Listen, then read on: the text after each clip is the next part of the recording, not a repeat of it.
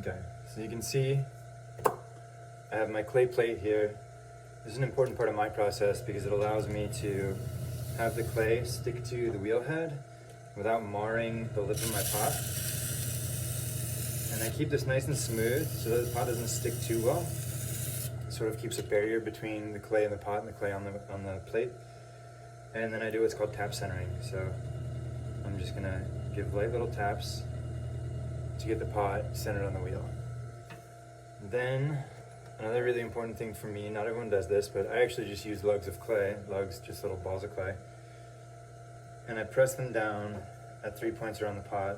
And this is just to give me as stable a base as possible because I want to be able to put a lot of pressure on the pot while I'm trimming it, which compresses the clay, but it also allows me to get really consistently smooth trimming on the pot and no chattering or like when the trimming tool sort of bounces.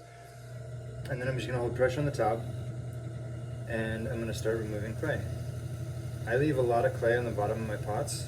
There's a couple reasons for that. One is that it supports the walls of the pot so that I can make them as thin as I want. It makes it easier to remove from the wheel.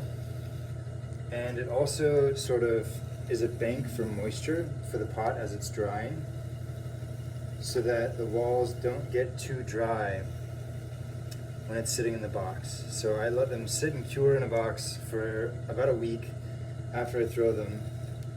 And in that week, the moisture level in the clay balances out throughout the walls of the pot.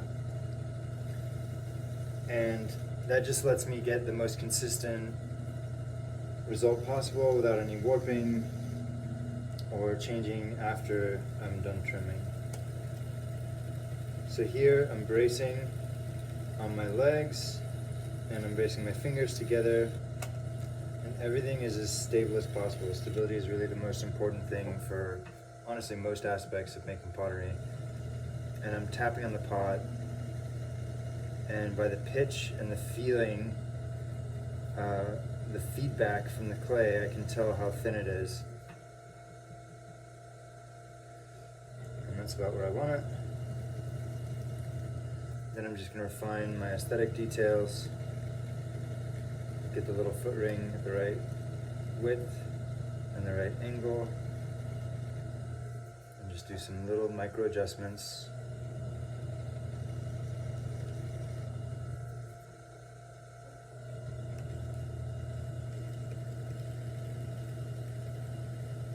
Make the little ridge that I like for my foot, smooth that over so it's nice and round. And then I'm going to come in with a metal rib and I'm going to smooth everything off.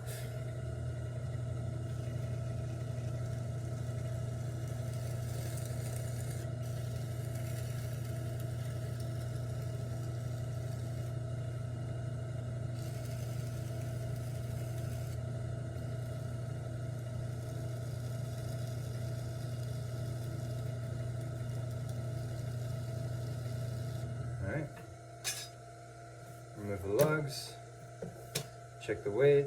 If I need to put it back on the wheel and trim it a little more, I can do that, but this feels really nice. And there you have it. I've completed the curve of the pot and I've got the foot formed up. Hope this was helpful. Cheers, everybody.